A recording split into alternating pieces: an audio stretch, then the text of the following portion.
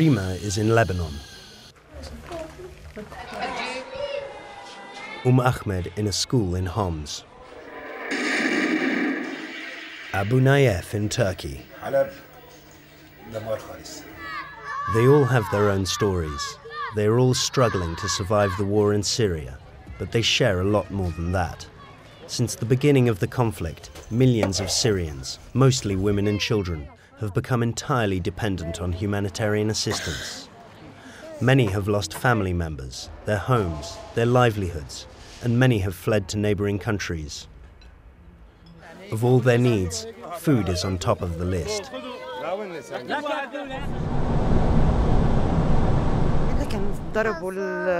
We heard gunshots and bombs exploding, so we started running as fast as we could. I was afraid for the children.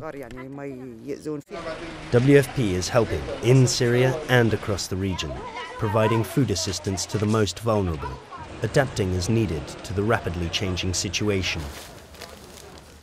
Raed crossed the border to Jordan. She ended up with her family in the Zatari camp, where more than 30,000 others have taken refuge. WFP provides food, so Raed can cook her family's favorite Syrian meals and fend off the cold.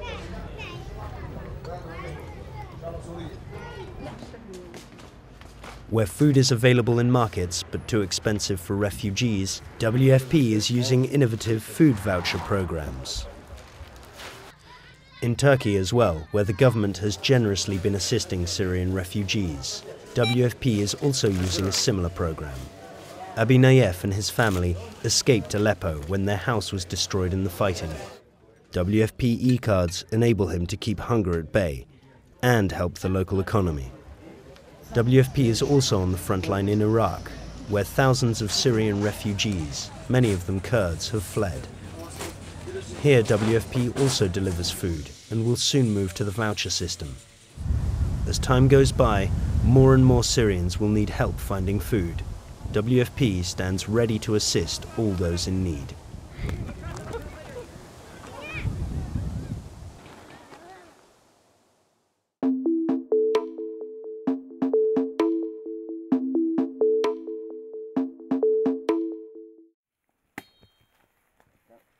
It may not look like it, but 12-year-old Morris Kaboro is improving Kenya's water supply. He's teaching his grandfather how to care for trees. I have told my grandfather that planting of trees is important. It helps by giving shade, but it also gives shade to our crops. So when it rains, the trees will conserve moisture.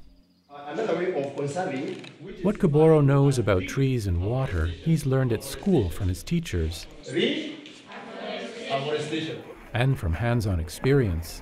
Students at Kambaru Primary School have planted more than 4,000 trees. Their efforts are part of a larger greening program that has already rehabilitated 2,600 hectares of forest and increased water flow from one of the country's most important water sources, Mount Kenya. Faith Johnson is manager of the Mount Kenya East Pilot Project for Natural Resources Management. In Kenya we have the 5 water towers, and Mount Kenya is one of the most significant in this country. And the government is very keen in conserving this water tower for the growth of the economy and employment creation and food security. An hour from Kambaru Primary School, the Mount Kenya Forest Reserve. Here it becomes obvious why this mountain is referred to as a water tower. As fog blows over the forest, trees absorb moisture and then later release it back into the air, contributing to the rain cycle and ensuring the flow of clean water further downstream. Yet for the past 4 decades, excessive logging has reduced forest cover by 5,000 hectares, slowing water flow, eroding soil, and increasing poverty, particularly for the 80% of the population here that relies on farming. Soil fertility is very, very important too. And when there is soil erosion, continuous soil erosion, it depletes the soil it becomes less fertile, less productive, and when it's less productive, the food security is threatened, and therefore the farmer becomes poor. The poorer they are, the more they deplete the resources. They go on cutting the trees within these rural settings, and it becomes a vicious cycle. Putting a stop to the cycle has required a multi-pronged approach, including encouraging a broader cultural change that project organizers say begins with children, like Kaboro. As part of the school greening program, Kaboro is encouraged to share what he's learned with family at home. In his case, his grandparents. Kaboro has taught me how to plant trees and how to plant them in the right places, and also pruning and cleaning. Adriano used to fell trees for firewood, but now, thanks to Kaboro's influence, he selectively prunes his trees, and the family uses the cuttings for cooking and heating. His efforts seem to be paying off. Within the short time that we've been planting trees, it seems there is more water. As more people take part, we are seeing some changes in the streams which were drying up very fast. This time, the water flows for a longer time than before.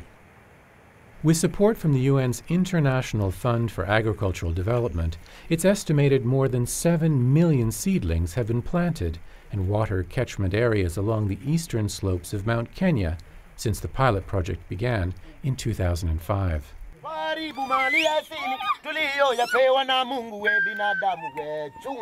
And thanks to the efforts of students like Kaboro, the Kenyan government has announced plans for a national school greening program, encouraging children across the country to plant more trees.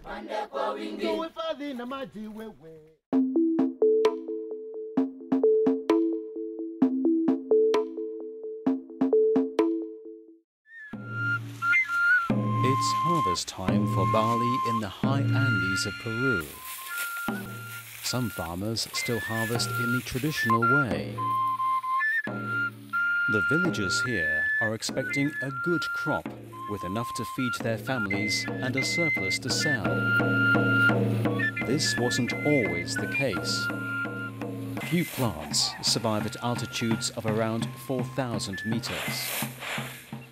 Barley was growing for centuries in Peru. It was grown by the Spanish people, but the varieties that the farmers grow, it was for animal food. So we decided to improve that. We decided to have a barley that could be used for human food. It all started here through a project sponsored by the IAEA and the UN's Food and Agriculture Organization. A technique that uses radiation on seeds to induce changes in plants was applied. The gamma rays speed up the process of spontaneous change that occurs in nature but can take millions of years. The irradiated barley seeds were planted at La Molina University in Lima. Breeders led by Professor Gomez Pando selected the best plants and replanted their seeds. This selection process continued for 7 years until, eventually, in 2006, Centenario was born. This barley is proving to be Peru's best variety to date. It provides more grain than other barleys. It's tasty and rich in protein. Centenario is also disease-resistant and tolerant to the extreme weather conditions in the Andes. Most importantly, it's improving the income and diet of the people in this remote region. Compared to all other types of barley, it's the best because it has more grains and they are heavier. It's also a very good source of food for our children and it's good for their development. Centenario barley fetches a much better price at market than other varieties. At an altitude of 3,700 meters, people in the village of Aramachai also enjoy the benefits that Centenario brings. In Lima, the El Gran Molino bakery chain is one promising outlet for Andean farmers. 20,000 pieces of bread are sold here every day, and this is just one of 18 outlets. The owner is working closely with La Molina University to increase the use of national grains in his products. He's using flour made from Centenario and provided by small mills in the highlands. These products come from the poorest farmers, so it's a matter of creating a market for their products where they can sell them and benefit from the sale of these cereals.